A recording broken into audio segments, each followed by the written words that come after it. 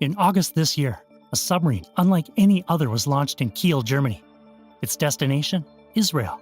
The INS Drakon, as this submarine is called, is the latest addition to Israel's already formidable military force. Along with 4 other modern submarines, it will form part of Israel's deterrent system against an attack by its enemies, or rather, its enemy. Israel is most worried about an attack from Iran. The two nations have been bitter enemies for decades, fighting a drawn-out proxy war that has involved multiple neighboring countries. But how will this submarine fit into that proxy war? And will it really be carrying nuclear weapons? Answering these questions is no easy task. Israel has historically been secretive about its military capacities, and its submarines are no exception. There are many reasons for this secrecy. However, the most obvious one is fairly simple and ancient. As Sun Tzu said thousands of years ago, all warfare is based on deception. If your enemy doesn't know exactly how powerful you are, they might hesitate before risking an attack. You can hide just how much strength you have in the hope that your enemy will overestimate you and give up before the battle has even begun. Better that than the alternative, after all. If your enemy knows exactly how powerful you are and what military capacity you have, they will know exactly when, where, and how to strike you in order to do the most damage.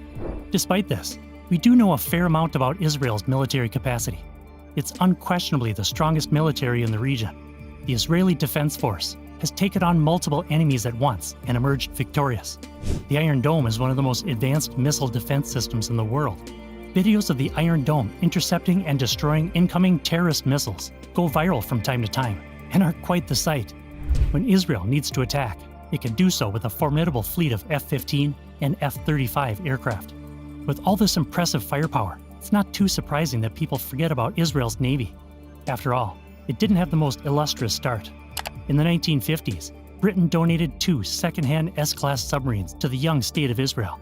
British and French officers needed to train Israelis on how to use these subs, which by then were a little dated.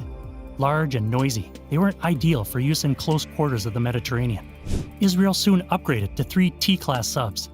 However, these were still old, and in 1968, one sank, killing everyone on board. Nevertheless, the surviving subs were put to good use in multiple wars against Lebanon. It wasn't until the late 1970s that Israel would acquire some modern, purpose-built subs, 3 Gal-class submarines designed in Germany and built in Britain. More recently, Israel has sourced its submarines directly from Germany. In 1999, Israel commissioned 3 Dolphin-class submarines from a German company. In a generous gesture, the German government paid for 2 of the subs and only made Israel pay for half of the third. These Dolphin submarines are a completely different story to the noisy, old donated subs of Israel's past. Dolphin-class submarines are used by several navies around the world, from nearby Greece to distant Argentina. The 3 ordered by Israel displace almost 2,000 tons. Clearly happy with these upgrades to its fleet, in the 2000s, Israel commissioned 2 more submarines from the German company that made the 3 Dolphin subs. Despite allegations of corruption, which are still being investigated, those Dolphin II subs were duly designed, built, and, as of a month or 2 ago, both delivered. The newest sub, the INS Drakon, is the most formidable of a group of already formidable fighters. But before we explore just what makes this big boat so fearsome, we need to discuss the mystery of Israel's nuclear program. After its creation in the 1940s, Israel at first adopted a strategy in which it would absorb a first strike and then fight back with a rapid counterattack. However, the major war in 1956 made it change that policy. While Israel completely dominated its enemies, it suffered a political backlash from its military occupation of so much territory.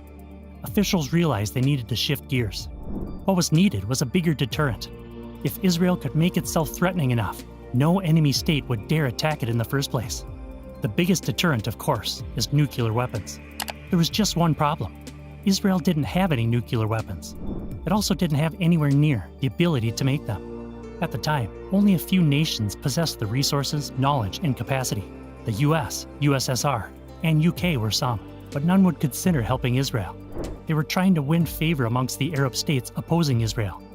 There was one other option though, France. France was currently battling to prevent Algerian independence. The independence forces were supported by the states Israel had fought. This, alongside other factors, encouraged France to develop close ties with Israel. In 1956, the French agreed to build a reactor that would produce plutonium in the Israeli desert. This began a long, highly secretive development process. Israel acquired key materials, including uranium and heavy water, from different sources, sometimes promising to only use them for peaceful purposes. By the 1960s, Israel had successfully produced nuclear weapons, but it didn't reveal that fact to the world. Nevertheless, many suspected. For example, in 1979, Israel is thought to have conducted a nuclear test with South Africa, which was then an apartheid state. This is known as the Vila Incident. It wasn't until 1986 that Israel's nuclear weapons were confirmed. In October of that year, the British newspaper, the Sunday Times, published extensive details of Israel's hidden nuclear program, backed by many credible sources. The world knew Israel had nuclear weapons. Israel's enemy now knew it possessed these devastating weapons. But Israel still refused to admit that fact. In fact, to this day, Israel is the only nuclear state that still refuses to officially confirm the existence of its nuclear weapons. This policy is called nuclear opacity. Nevertheless, we can estimate the extent of Israel's nuclear capacity with some accuracy. It's thought that Israel possesses around 90 nuclear warheads and has enough plutonium stockpiled to build another couple hundred. Its newest ballistic missile is called the Jericho-3. This missile has a potential range of over 5,500 kilometers. In other words, it has enough range to deliver devastation on Iran. What does all this have to do with the new submarines? Everything. After all, submarines are perfectly capable of carrying and launching nuclear weapons. Nuclear powers like the US and UK use submarines as a crucial part of their deterrent strategy. For example, the UK operates a program called Trident. Under this program, at least one submarine armed with nuclear weapons is always on patrol. That way, even if an enemy power completely destroyed the UK, this submarine could inflict revenge. So, can Israel's new submarine do the same? Well, we aren't exactly sure. After all, Israel refuses to acknowledge even possessing nuclear weapons. It's hardly going to admit having a submarine that can carry them. That would defeat the point of secrecy a little bit. However, it's believed that Israel now possesses 3 submarines capable of launching nuclear cruise missiles, while the German government has also refused to admit to modifying the submarines to fit such missiles. Various German officials have publicly said they assume Israel will use the submarines to carry nuclear weapons. US officials have also confirmed that Dolphin-class submarines can be fitted with nuclear cruise missiles. The newest submarine, INS Draken, won't just be carrying any old cruise missiles. Observers immediately noticed the huge sail structure on top of the sub. This design choice is quite different from many submarines in use today, but it's not unprecedented. The Soviet Union used submarines with large sails, and North Korea does so today too. The reason is fairly simple.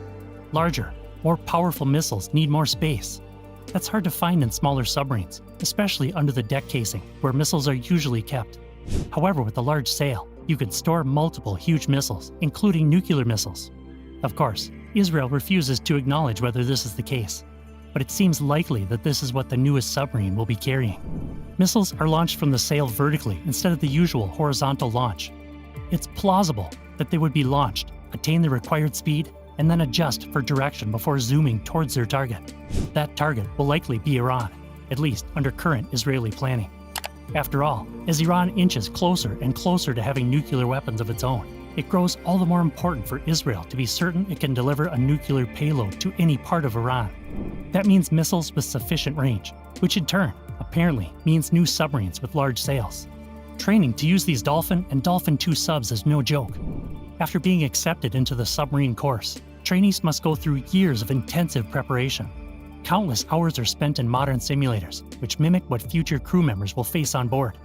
Aside from physical traits, one important factor considered when selecting and training potential staff is mental strength.